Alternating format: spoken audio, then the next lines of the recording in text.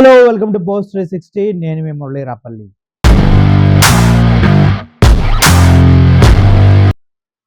BJP government ఎక్కడైతే గెలవాలనుకుందో అన్ని ప్లేస్లో గెలుస్తూనే ఉంది. విజయ పరంపర కొనసాగిస్తూనే ఉంది.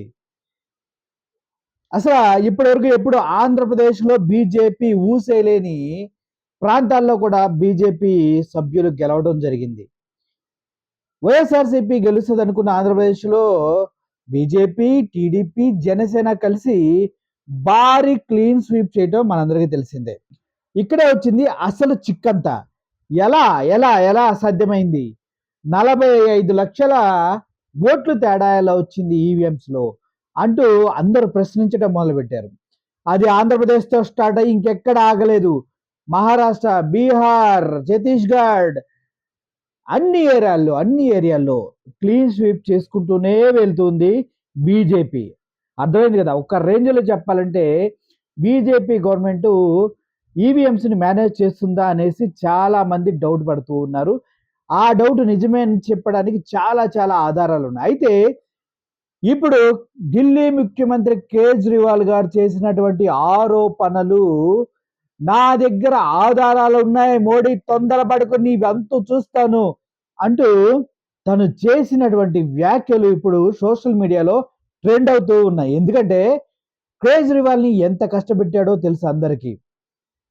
లేనిపోయిన కేసులు బనాయించాడు, జైల్లో పెట్టించాడు, అన్నీ చేశాడు. కానీ కేజ్రీవాల్ గారు అవన్నిటిని తట్టుకొని బయటకు వచ్చి ఇప్పుడు మళ్ళీ మోడీకి వార్నింగ్ ఇస్తున్నాడు. నీ బతుకేంటో నేను చూపిస్తా, నా దగ్గర ఆధారాలు ఉన్నాయి, 2 రోజుల్లో నీ అంతు చూస్తా, నువ్వు ఎలా గెలుస్తున్నావో చెప్తా, నువ్వు ఎలా ఈవెంట్స్ని మేనేజ్ చేస్తున్నావో చెప్తా అంటూ ఆయన చేసిన వ్యాఖ్యలు ఒకసారి మీరు వినండి.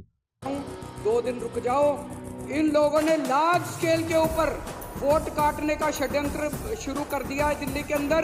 मेरे पास सबूत आ गए, मेरे पास गवाह आ गए। तुम्हारी पोल खोलूंगा, पूरे देश के सामने पोल खोलूंगा और पूरे देश को बताऊंगा कि कैसे तुम महाराष्ट्र चुनाव जीते, कैसे तुम हरियाणा चुनाव जीते और किस तरह से तुम चुनाव जीतते हो। ईमानदारी से चुनाव नहीं जीतते तुम लोग। मैं ये जो नशे के खिलाफ प्रस्ताव सदन में रखा गया, इसका समर्थन करता हूँ। విన్నారు కదా? అరవింద్ కేజ్రీవాల్ కి without any clue, without any proof ఆయన మాట్లాడరు. ఎందుకంటే కొద్దిగా విలువలు కూడిన వ్యక్తి, ఢిల్లీని అంతో ఎంతో డెవలప్ చేసిన వ్యక్తి, ఆంధ్రప్రదేశ్ లాగానే ఢిల్లీలో ఫ్రీ కరెంటు, ఫ్రీ విద్య ఇచ్చిన ఏకైక వ్యక్తి అరవింద్ కేజ్రీవాల్.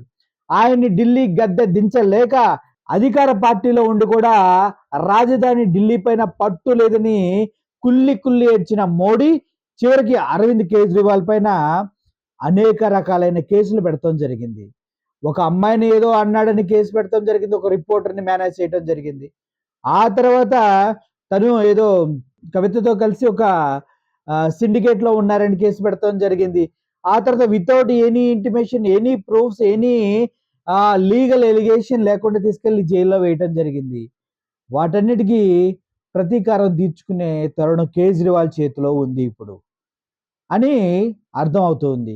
గతంలో కూడా కేజ్రీవాల్ ఒక ఇంటర్వ్యూలో మాట్లాడుతూ చెప్పారు, ఒక 24 అవర్స్ నాకు టైం ఇవ్వండి, బీజేపీలో ఉన్నటువంటి 80% మంత్రులు అవినీతి పరులు అని చెప్పి జైల్లో వేయించకపోతే నా పేరు అరవింద్ కేజ్రీవాల్ కాదంటూ అని మాట్లాడటం కూడా జరిగింది. కానీ ఇప్పుడు ఓవరాల్గా చూసుకుంటే అరవింద్ కేజ్రీవాల్ గారు చేసినటువంటి వ్యాఖ్యలు బీజేపీ వెన్నులో వణికి పుట్టించే విధంగా ఉన్నాయి. అదే విధంగా నరేంద్ర మోడీ అన్ని పిసుక్కుంటా కూర్చున్నాడు. ఏం ప్రూఫ్స్ ఉన్నాయి, ఏం బయట పెడతాడో అని భయంతో. ఎన్ని పైలా పెట్టినా కూడా మీడియా మోడీ చేతిలో ఉంది, కోర్టులు మోడీ చేతిలో ఉన్నాయి, న్యాయ వ్యవస్థలు మోడీ చేతిలో ఉన్నాయి. అంతెందుకు పోలీస్ డిపార్ట్మెంట్లు, అన్ని ఆర్గనైజేషన్స్, సిబిఐ, సిఐడి, రా అన్ని మోడీ హ్యాండ్లో ఉన్నాయి. ఏం చేయగలడో కేజ్రీవాల్ వెయిట్ చూద్దాం. అసలు ఇవి అన్నిటిని దాటుకొని కేజ్రీవాల్ గారు ఆ ప్రూఫ్ని ఎలా ప్రూవ్ చేస్తారు, ఎలా అందరి ముందుకు తీసుకొస్తారనేది సర్వత్రా ఉత్కంఠ కలిగించే విషయం. Let's wait and see game ఎలా మారబోతుందో. Thank you for watching this video. Murali signing off. Thank you so much.